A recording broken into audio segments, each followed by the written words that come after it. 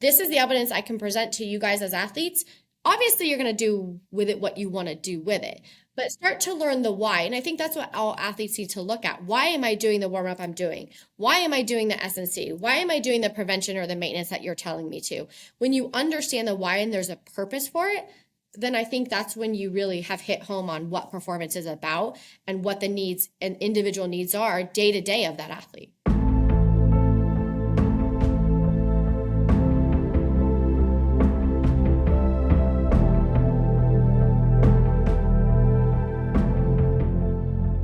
Hello, friends. Thank you for tuning into this week's episode of the Main Idea Podcast. For today, I have the pleasure of sitting down with Heather Linden. A quick reminder for those of you that enjoy this podcast. If you've listened to more than 2 episodes, please take 30 seconds and leave a 5-star review on Apple or Spotify and subscribe to the YouTube channel. This helps the show get discovered organically and helps me continue to bring on amazing guests. There are also now timestamps in the show notes, so feel free to jump around to the part that interests you most, although I always recommend listening to the episode in its entirety. Heather Linden is the Senior Director of Physical Therapy for the UFC and former United States Olympic Committee physical therapy team member. She helps some of the UFC's most elite athletes optimize their recovery, develop performance strategies, and maintain biomechanical health as they prepare to put their bodies to the ultimate test inside the octagon. I hope that you enjoy this episode as much as I did. Without further ado, Heather Linden. Awesome. Well, Heather, thank you so much for taking the time to be here with the growth of the UFC, the athletes on your roster, and everything you're putting together. It really means a lot that you're taking the time to be here and talk all things mechanics, physical therapy, and the whole nine. So we appreciate it. I am so excited to be here. So I always love to talk to fellow colleagues and also love, just to be able to share the story and kind of what we're doing at the UFCPI, which is always just amazing. And every day coming to work, it just proves to me why I'm here and why I'm so eager about what we do. So thanks for having me. Yeah, well, there will be a little bit of an intro that describes you to the best of my abilities, but I figured it might be worth having you do a soft introduction as to what kind of positions you as a voice, an intelligent authority in this industry, as someone who can actually speak to keeping athletes healthy, how to get them to return to sport, injuries that we commonly see in grappling and striking and kickboxing, boxing, etc. Yep. What led you to this area where you can really anchor yourself on that?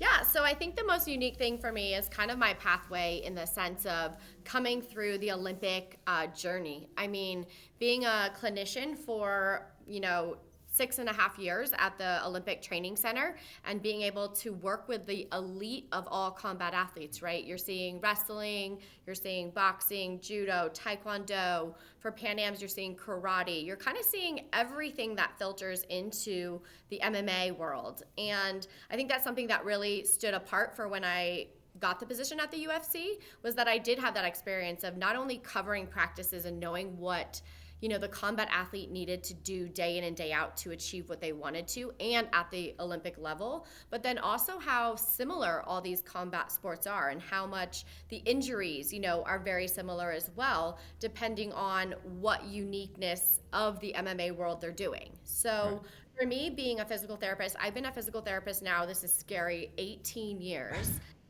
which is insane. I never thought I would be this age. But I mean, I think just day in and day out getting to experience 18 years of mostly combat. I mean, all of that time, there's only been 5 years where I was in private practice. Otherwise, the rest of the 13 years have really overlapped combat sports. So I've been able to really see the pinnacle of what a combat athlete is. And then now here being almost 6 years of being at the UFC and working with the elite of all genders, weight classes, and everything like that, you really have been able to identify what this MMA athlete looks like, which is something that's never happened before.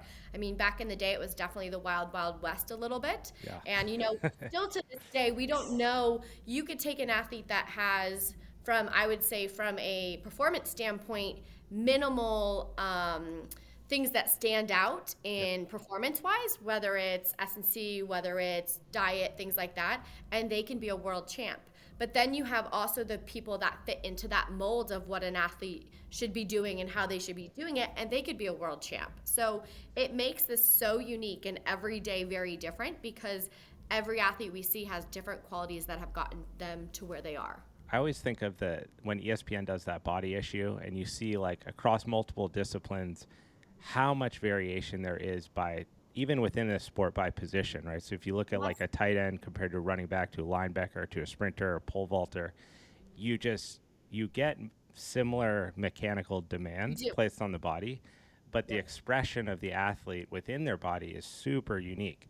And I feel like that's no greater expressed maybe outside of UPI than at like the OTC, where you're really getting the best athletes in the world in a setting where they can eat, breathe, and sleep athletics. And it was interesting when having grown up being growing up in Colorado, not actually training at the OTC, but that being something that I knew about from a very young age with sport performance, seeing the UFC develop the UPI, the very first thing I thought of was like, oh, that's OTC.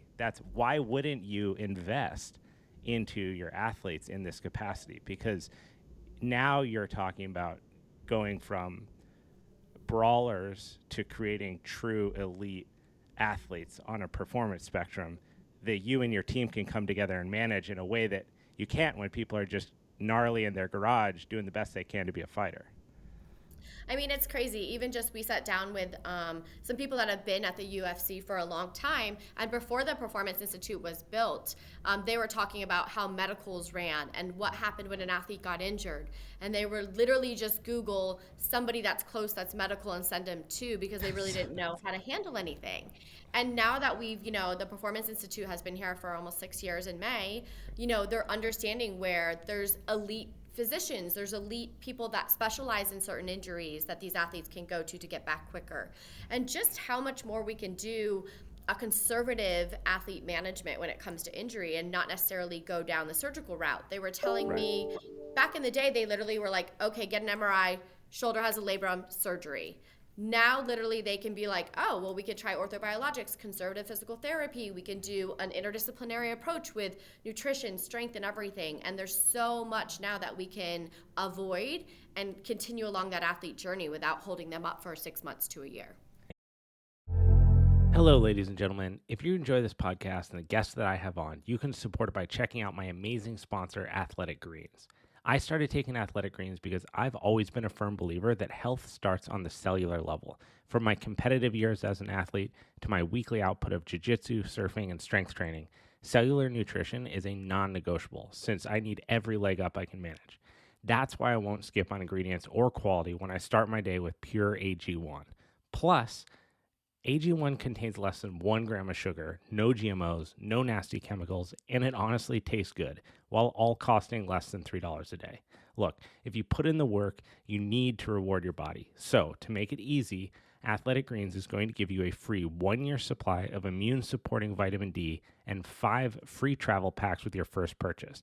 All you have to do is visit athleticgreens.com/Abe. Again, that's athleticgreens.com/ABE to take ownership over your health and pick up the ultimate daily nutritional insurance. I can only imagine that being on that evolution must have been crazy. Like I think about when I first started watching the UFC well before I got into martial arts, but just being a fan, and it just seems so rough for it. And I think that lent itself to a lot of the growth, right? It was real, it was organic, it was different, it was not what you were used to seeing. But imagine for a moment if an MLB pitcher came in with a shoulder injury and they were Googling the answers, like that's ludicrous. We would never think that would be a possibility, right. But to hear that that's kind of the genesis for this stuff, as you're going through that evolution, and now with having the UPI in China, having the UPI coming up in Mexico, opening up in like later this year, October-ish, what are you starting to see as like the vision for really where this can go on an athlete management side, on a sports performance side, and the future of the sport? I mean, I think it's interesting because, athletes don't love to talk about analytics and data and evidence. We do. We're dorks, right? So but you have to also figure out how to relay that message that the athlete actually can understand and take away something from it. So many times we're talking about all this data that we've collected and stuff, and I see so many comments like, oh, that's just a center that they're trying to take athletes, information. And really what we've learned is like we can come down to minute by minute what makes a champion in the sense of looking at, if they are a flyweight, they're going to go X amount of rounds on average. They're going to need to have endurance, or they're going to have to tap into their aerobic versus anaerobic systems because of this way. They're going to have strength. And like, because we have the data, we're not sharing this data amongst, it's all private patient information. But what we can do is say like, hey, you in your weight class, you only have strength of 50% compared to your peers. So that gives athletes a way to become better athletes and gives them things that they can continue to work on so that their overall performance is better. So, looking at this evolution of how we're able to now have, 2 facilities going. We're going to have a third this year in Mexico. This just gives us a global entity of support for these athletes. So many times we've had athletes go, I go to just the local physical therapy place and they don't really know, but I walk into the PI and literally they're saying, how do you know that about my injury? And it's like, we see this every day. Like, we have the experience. I can pinpoint and say, this is going to hurt you. If we fix this, most likely you won't have any issues. So just the repetitiveness of understanding this athlete, being on the road with this athlete, my staff supports all 44 events that are out of the year. We're on the road with these athletes. Wow. So we're constantly being able to just understand what this athlete looks like and how we can better help them so that they stay healthy. Because without a healthy athlete, they don't have, they're not making money. They're not being able to perform support for their families and everything like that. So, in general, we just want a healthy athlete that's at their elite level of performance and be able to do what they do in that octagon. I mean, we are no experts in technical training whatsoever. Right. That's up to the coaches. Game plans are up to the coaches, but we can say, you can improve in strength here, power here. You need to tap into this aerobic. You need to work on breathing in between the different rounds so that you don't get too excited and get anxiety or burn yourself out. So the amount of information we've learned and the amount we're being able to regurgitate that and just see where performance has in the last 6 years grown with this population, it's quite amazing. And we see it across all sports, right? Now you see analytics in baseball, football, everything. And, people initially want to dog it, but there is definitely a place for it. And there's definitely that integration of evidence and performance and analytics partnered with an athlete that is going to keep their longevity and their careers going.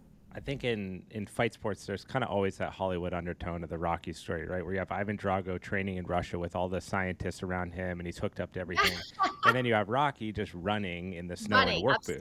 And I think as the fight fan, as the person who loves to watch these athletes, you want to believe the Rocky part of it. You want to believe that there's just the dog in there, and he's out in the hills running, and that alone is going to make his mind tough enough to win. But the reality is, in sports performance, data is really valuable because you can look at, you go, okay, we're doing UFC 289, I think, right? Right. So 289 cards we have data on. Right. If this example works out. And so you go, okay, you're a lightweight. Now we're going to analyze every single time a lightweight's been in the ring. We know that they spend 88% of that time at this heart rate. So it kind of behooves you to invest in being efficient at that time. And I think this, even on like not a professional athlete level, but when you're working one-on-one with clients, even let's say general population clients, it isn't our job as the knowledge holders to confuse them. It's more to say, we have all this data and information, and then build the trust to where you can kind of just inform the fighter, and then you let the fighter go be the fighter. You let them do their thing. And that's what we really, I think that's the coolest thing is like, you look at other sporting organizations and professional teams, when you're with a team, they want to keep that information close to their heart because that's what hopefully allows them to win and outperform their opponents. Right. For the UFC Performance Institute, we work with everybody. So, all the information literally is to just better them as athletes. And we're not here to tell you how to win a fight. We're not here to tell you. We are literally here to give you information. What you do with it is your team, what your coach is, and what you as an athlete wants to do with it. I mean, we've had athletes come in and collect data with us and go, wow, okay, now I understand why I'm where I'm at in my weight class because I am on the lower end of power and strength. Mm-hmm. And, we're like, that's up to, and there's coaches like, actually, we like you being a little bit less, strong because you're so fast and that's how you beat your opponents. And by golly, keep that.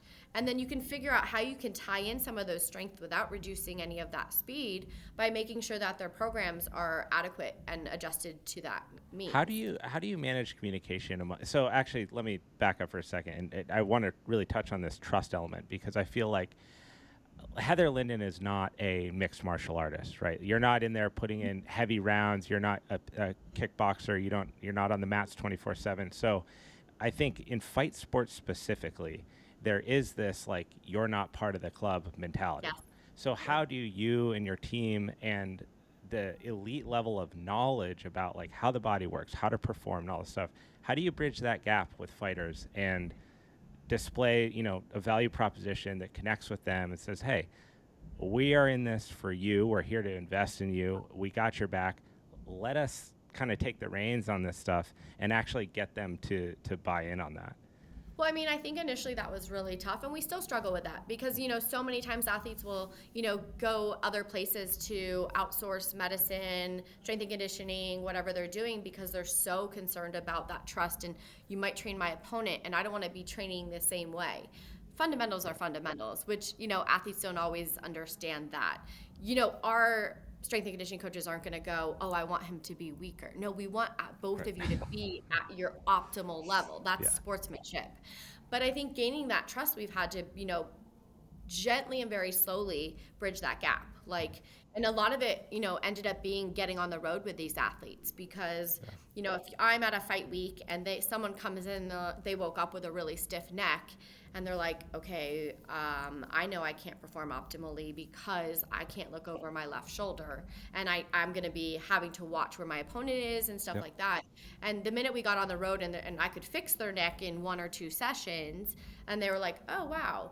And then once you bridge that gap a little bit, they're like, okay, well, I also have my toe on this side hurts or this, and you bridge that gap and gain that trust. In the scheme of things, people think that we hold all this information that could make an opponent win or not win. First off, that's completely wrong. Second of all, we have that trust. We're like, as a sports medicine provider, first and foremost is athlete well-being, health, and trust, right? You're not going to share anything or I lose my job. I would never be hired in performance if I'm sharing information like that. Number 2, building that trust was showing that we can be an asset. And yes, we might not be that integrated, very close team effect. We are also there to make sure that team has resources that could make them even better, right? Whether it's getting the appropriate fueling on the road, helping with a weight cut, helping with something that's just banged up a little bit from being in fight camp, and just even the stress anxiety of competition. When we're on the road, there's times when, I put my hat off and I might just need to do a full body flush on someone because they have to weight cut, they just flew. So there's so many things that go on with, athlete injuries and stuff. And we, do everything in our manner to be as private and to gain as much trust. Because in combat athletes, if you don't have that trust, you don't have anything. Yeah. So, well, you have to make so I would imagine you're in there at some of the most critical decision-making times, right? As a fan, we always watch the fight. You may have an idea ooh, that guy's not really performing at his best, right? Looks like their shoulders probably separated, even though they're fighting through it. So you can have just general ideas of how someone is relative to their past. But then on top of that, this is their livelihood. So getting in and fighting is getting paid or not getting paid, right? So when you're making those decisions with these athletes and you're saying, hey, the odds of this very small stress fracture breaking your tibia in half in the fight is high.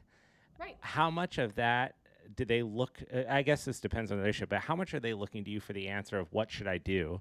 And then how much of your job is really informing them with the facts and the information and saying. In general, I've learned something about combat sports is you can't if you tell them what they can't do, they're going to do it, right? Right. So it's one of those things with informing them. I find informing combat athletes is a better way to go about, and being like, hey, here's the pros, here's the cons. And you'd be shocked when you sit down with a coach and an athlete, and let's just say there's been times when an athlete was like, I think I can still do it. And I'm like, for sure you can still do this. But let's talk with your coach. What is your strategy for this? Does your injury affect your strategy? And that's when we really have to go into that really good conversation of like, if the strategy is to grapple and you can't shoot on that knee, you can't perform a takedown, then we're probably going, is this a good, is this worth your career? Plus, you also have to look at where they are in their career. Is this on the way up to a championship fight? Is this someone that just needs experience and the injury isn't that bad? Is this opponent an easier opponent for them? Stylistically, do they match up well or not well, right? There's so many things that the coaches, the managers, and the athletes have to take into consideration. And literally my advice is, okay, here's the injury and here's the limitations due to this injury. Now, how does that affect your game plan, your strategy, your opponent? And then that's up to them to really decide. I mean, obviously, if there's a life-threatening injury, I'm going to put my 2 feet out there and say, okay, this is not a good idea.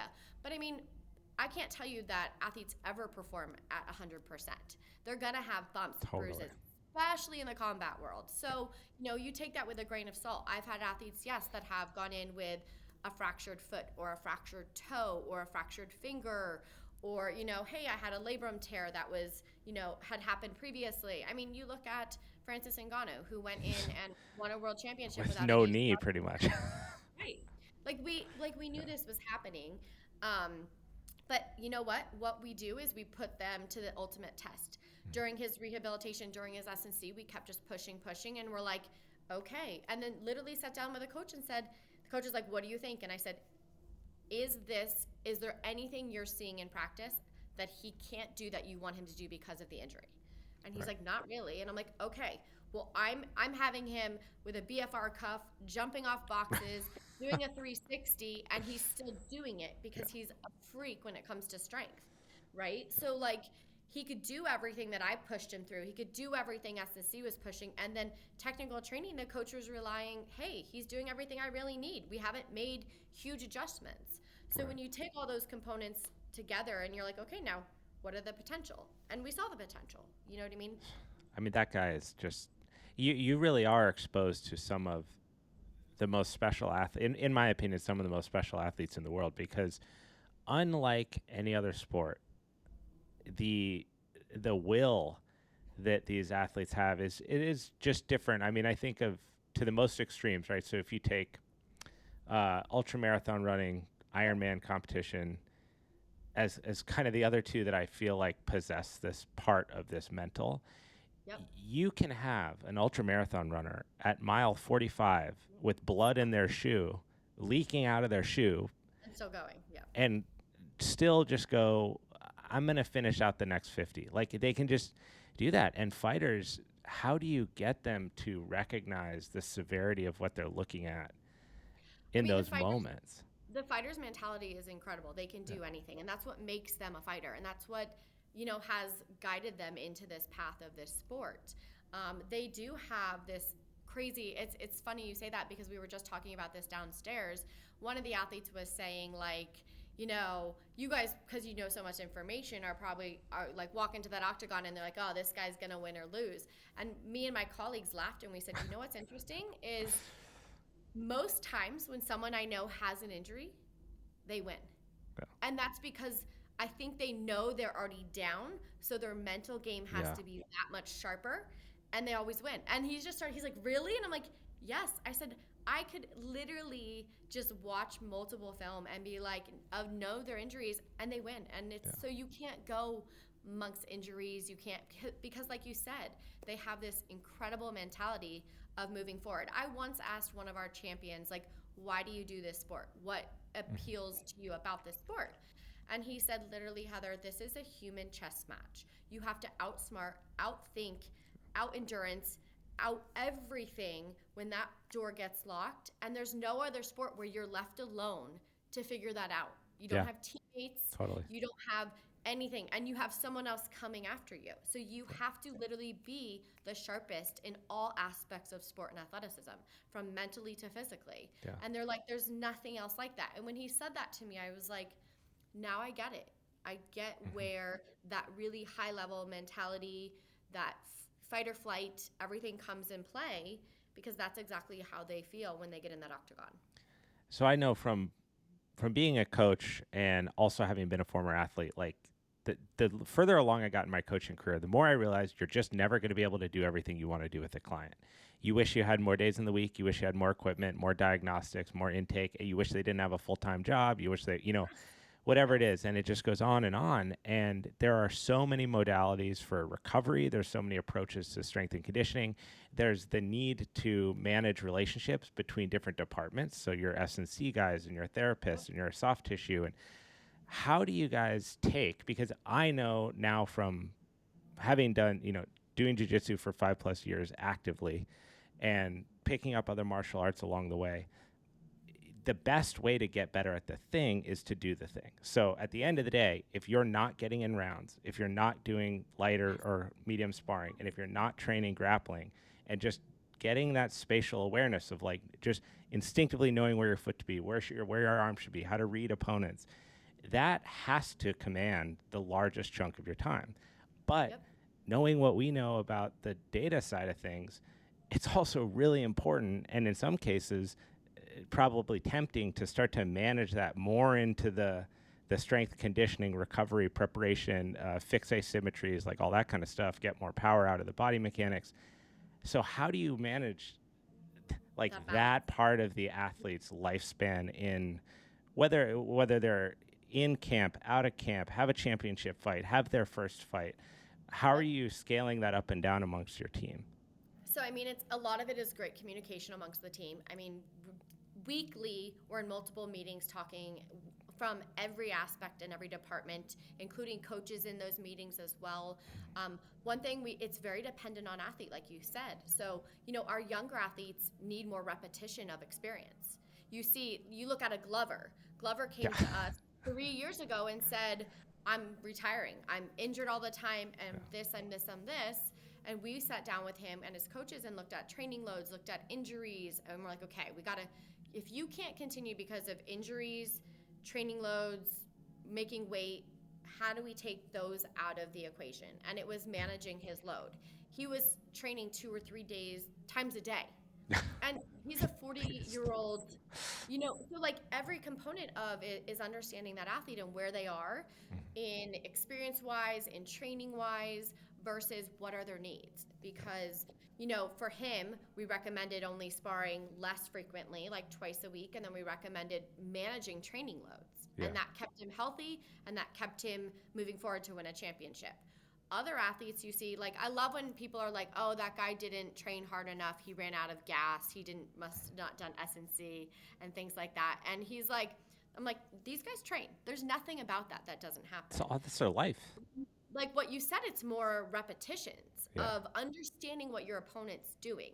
So like if you come out into the octagon and your opponent does completely opposite of what you thought the game plan was, or I mean, I've had athletes say, oh, wow, I got hit once and I was like, okay, I got to move a little faster than I thought, right? Like that changes an athlete's game plan, and that changes how their body, their sympathetic, parasympathetic responses are and everything like that, which is normally what affects the outcome, not that they didn't train enough. But what we've had to do is take, first and foremost is their technical training as priority, but then how do we interlace those other things? So if it's a high level of technical training, we're going to do low level conditioning, power, rehab stuff. And then we manage it to integrate it in and then put in recovery days and put in days where we can do prevention.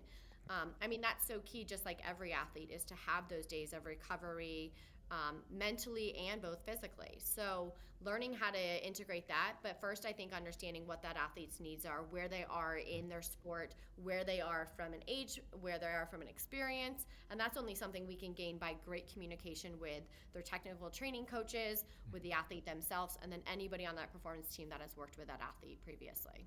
So it seems like the most optimal or like desired time frame that fighters like to have is a 16-week period to really prepare for whoever their next bout is. can you speak a little bit to that structure? Like, why the 16 week?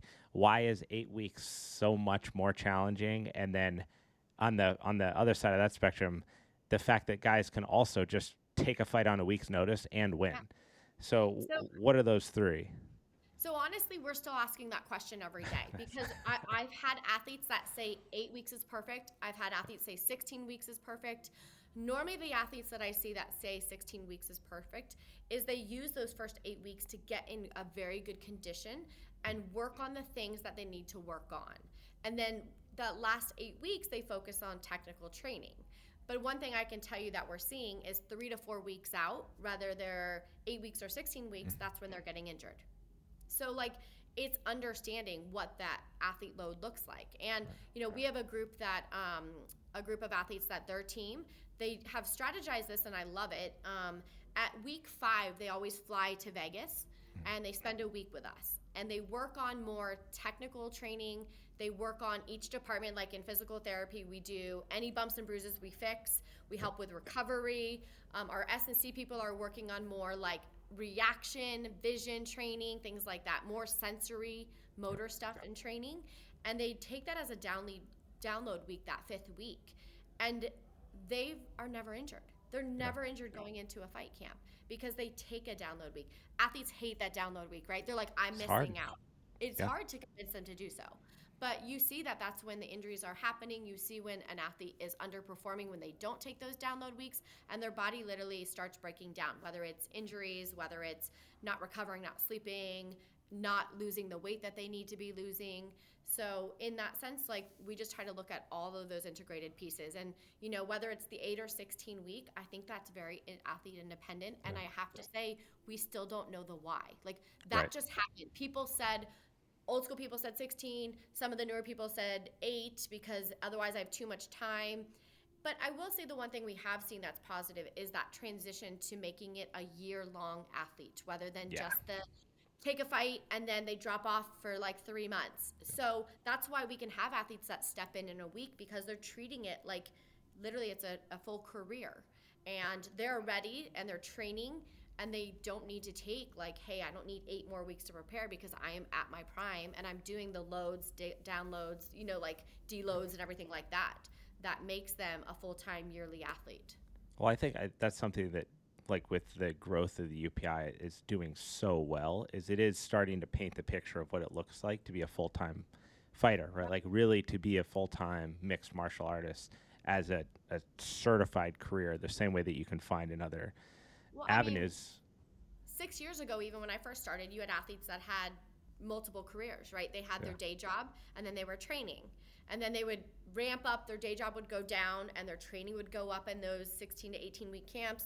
Then they'd fight and then it was like, see you later. And I would struggle because I'm like, remember those injuries or those things that were bothering you during camp? Like this is when we can fix those things. Like you should have everything fixed going into when you're really focused on your technical training for that camp. Like you shouldn't have to say, oh, my shoulder still hurts. No, that should be taken care of. Any injuries that you had should be addressed, or any like cardiovascular issues that you had in your last camp. Hey, I felt more fatigued doing this, or hey, my power at the end was bad. This is where you work endurance. This is where you work all those little gaps in your game to make you a better athlete. So, and that's where you want science and data on your side because yes. it is. I listened to you talk about this. And I thought it was a really interesting point about how if you look at like an NFL team training camp, you got 9 guys in the same position. They all do the same warm up. They all do the same reps. They all do the same execution. It doesn't make any sense. When you understand biomechanics in the body, it just doesn't make sense that you have a 6'5" guy who's 250 pounds and a 6'3" guy who's 190 who move differently at a baseline doing the same things. And when you look at fighters, if you just looked at every single fighter in one weight class at their, let's say at their walking around weight, right, which is their true weight that they're carrying on a given day, they all look so different. All of them. They have different aesthetics. They have different sizes. They have different limb length. They have different mechanics. They have different things. And if you're not tailoring it to that, then it's a serious disadvantage. And almost, from a professional standpoint, it's a disservice. If you have the tools to take care of that kind of thing and you're not addressing it. And if I'm an athlete who's every time I step in the ring, it's like a 95% chance that's going to change the trajectory of my life, whether you win Right. or lose. I mean, it's getting to a point now in the UFC, you just have to win. To You be do. big, you just got to win. You have to win every single time. And if Yep. you're not, it's like the fandom drops off. People aren't listening. It's like Absolutely. They're crazy.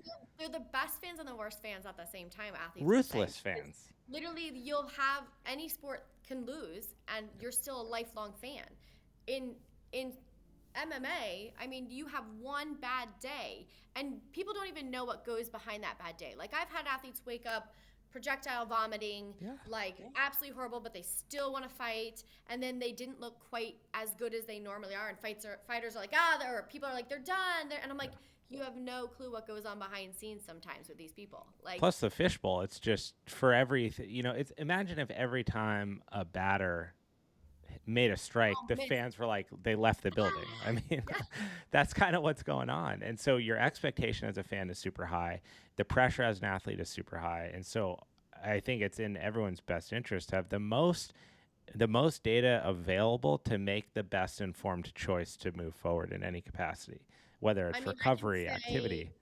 we're doing some really cool stuff with our S&C team. One thing that we got to do recently that I pulled is all the like most common injuries that occur with non-surgically, and then what most injuries that occur surgically that need to be fixed. And then what we're doing is we're developing warm-ups. So like if an athlete has, let's say, a pre-existing of a shoulder labrum, this is what a warm-up should look like so that that pre-existing condition doesn't return. Love Or, that. hey, this athlete had surgery 7 months ago, and yes, they've returned back to sport, but there's still that neurological connection that's still integrated and working on.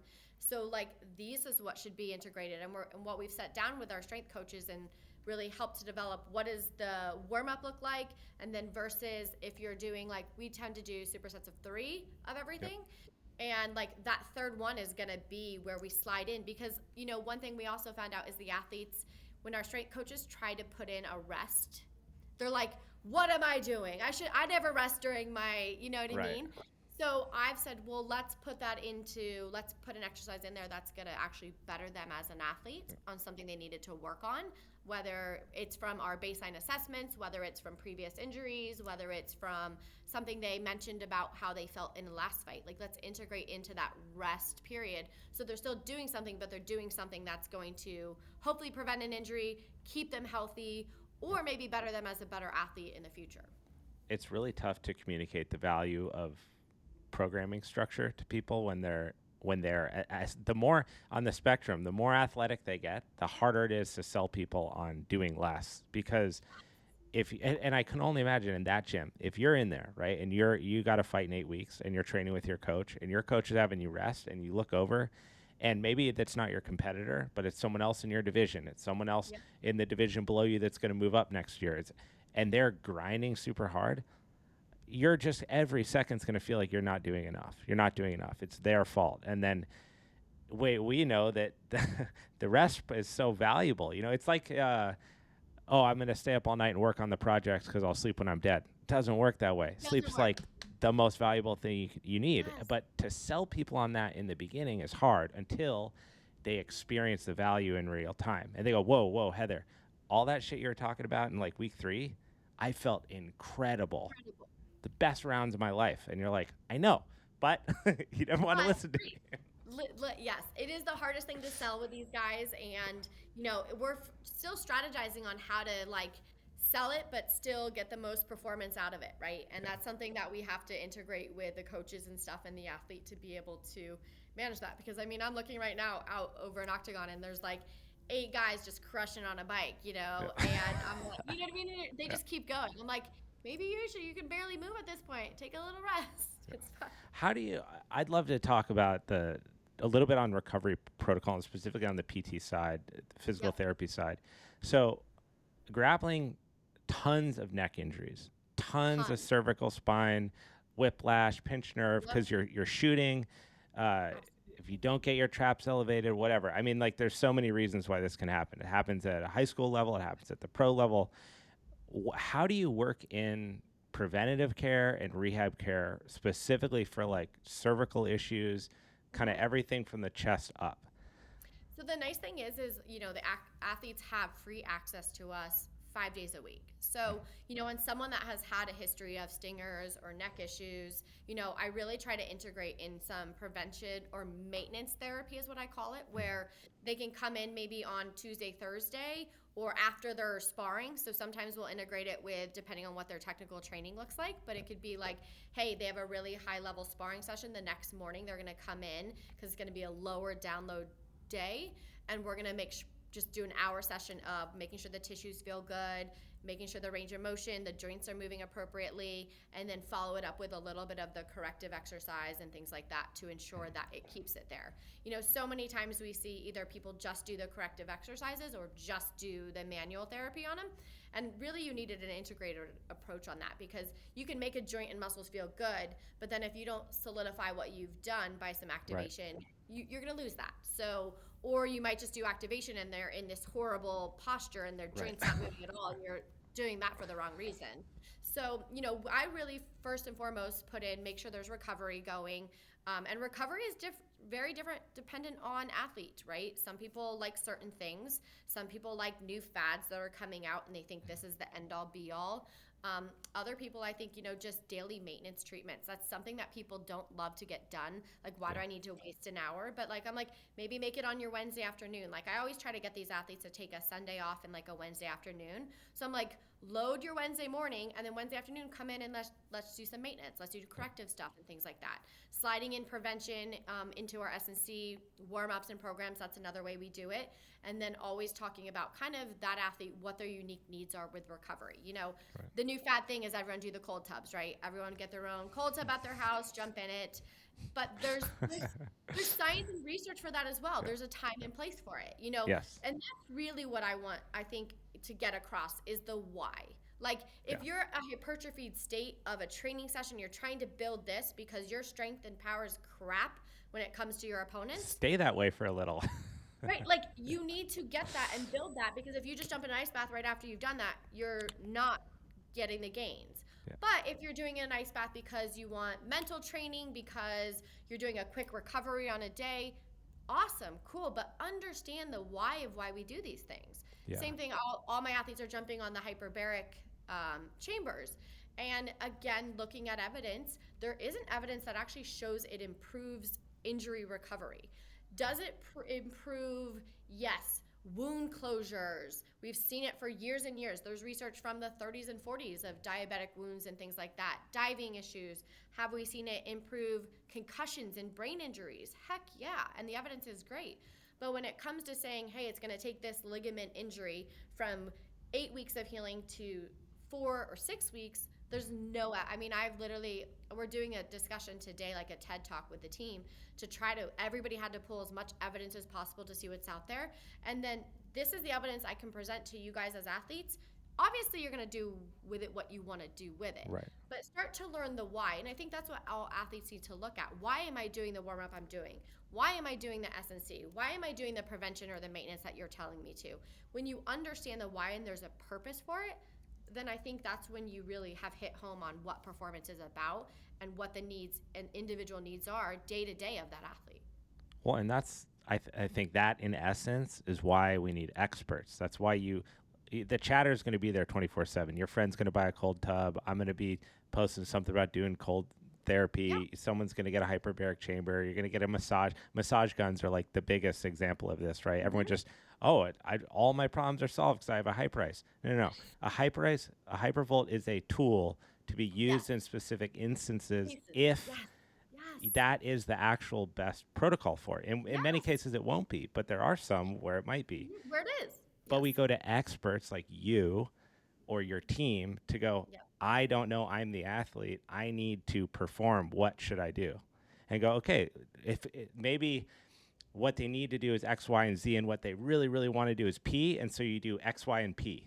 And you give them a little bit of the mental, hey, you're getting what you want to do, and the placebo benefit of that. But we're also knocking out all these things that we know for a fact are going to affect you on like a fascial level, on a joint level, on a ligament level, so that when you step in, everything is to the best degree in your favor. And maybe you lose because it's fight sports, but you would never want to step in and look back and go, maybe And doing it's the cold hard. plunge every time I worked out was actually making me weaker. Right. And it's hard for these athletes, honestly, because there's so many components, right? Like you have 5 sports, 10 sports meshing into one. You Yeah. have S&C that really, have never worked with this athlete specifically, right? That we're still learning what makes them. You have medicine that's still learning what's the best recovery. Like we're still learning all of this. So yeah, it's trial by error, but it's also like you said is athlete dependent. Like I remember I had an Olympic gymnast that, when initially the first research came out that ice was bad, right? Right. So bad, don't do it. You're not going to have your hypertrophied state. I can tell you this, that our Olympic gymnasts, our males, are in a hypertrophied state every day of training. 24/7. Yeah. Yeah, you should see what they're doing They on are rings. hypertrophy. They are Yeah. the definition of hypertrophy when you look at them. So, this athlete all of a sudden stopped doing his cold tub that he did every night after training. He's like, I'm in hypertrophy state, blah, blah, blah, blah, blah, blah, blah, blah. And then he couldn't really train the next day because he never felt recovered because Yeah. that's how he felt best recovered. Yeah. So, in that situation, I'm like, okay, screw the science and let's look at how does your body react? When you went back to doing cold tubs, you felt like you recovered in the next day, you're already hypertrophy. Like, let's be like, this doesn't make sense for you and your uniqueness and your body type in this. So it's taking evidence and practicality and understanding how they are combined and then what's unique to you as an individual. Where would you, if you had to and I know this, given everything we said, there's a little bit of a detour because it's unfair to have you Mount Rushmore the recovery protocols because Yep. to everything we just said, it really depends on the situation. But if you did have to make your recovery Mount Rushmore for these fighters, and maybe I'm asking this more because perhaps the listeners are not in a position where they can get into a UPI type facility and they are at home and they're trying to sift through all the information, everything on social media and everything their friends are telling them to do. Given your understanding of grappling, of striking, wrestling, where they all meet, what would you kind of put as those the 4 key things outside of sleep? Because I think we both know that supersedes Sleep and straight to the diet top. obviously are going to be first, right? Sleep and diet are going to be everything that we focus on. But then, you look at recovery tools, and I would say this. If an athlete is doing a lot of grappling and they feel super fatigued and they're just not recovering well, we do a lot of contrast or we do a lot of cold for that. If athletes are their wounds aren't closing, they're getting infections, staph infections, things like that, I'll put them in a infrared laser bed to help with that because there's good research on a cellular level from that. If they're an athlete that, sometimes active recovery is what does best for them. So we might put them on a really nice, go for a long walk, go, along the river or something and do something active or yoga or Pilates or something like that to do more of an active recovery if they mentally need more. But I just think, we also, when we get close to them cutting weight, we put them on heat acclimation as a recovery tool, and that's using steam room and sauna, because if we can acclimate their body at the end of their days from a recovery standpoint, when we go then to take weight off of them, their body doesn't go, I'm in shock. It goes, wow. Oh yeah, we did this every night after I trained and I felt really good and I was recovered. So it's really, like you said, specific, but we use contrast, we use cold tubs, we use Normatex. If an athlete has done a lot of running, I'll throw them in a Normatec and have their legs elevated because I find that does really well for some recovery. So it kind of is very specific, like you said, depending on if they were grappling, if they were doing a lot of endurance, running, things like that. Were they doing, and sometimes with contrast as well, people will be like, I hate cold. I feel miserable with cold. So I'll just have them finish with warm, right? Yeah, You also have to listen to their body. Are they loosening up before doing something? You might finish warm. Is it at the end of the night where you want vasoconstriction because everything has been pumping blood all day and they've had tons of grappling? I might say cold tub it, right? Yeah. So I love the palette of options, it's so refreshing talking to coaches that are not dogmatic in their approach towards methods of whether it be recovery or training, but just that there is, with each different method, there's a reason. And if you're pursuing the why, you're going to choose the right thing.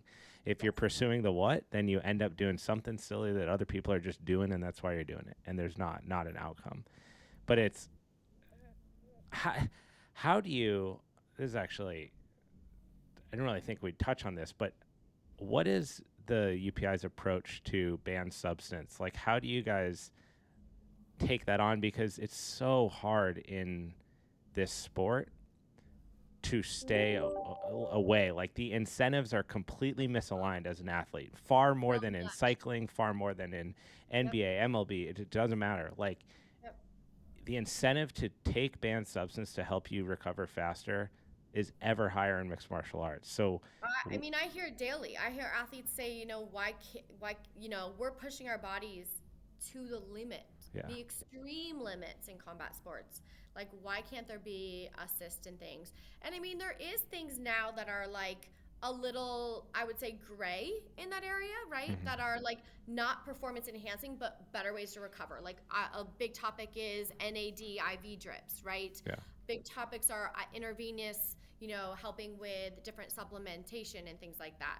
I mean, at the UFC PI, we are supportive of USADA. That's what we follow. So everything that we go through is going through global GRO, looking at supplementation, third-party testing, because in general, this is a combat sport. You're not missing a ball or hitting a ball at home run.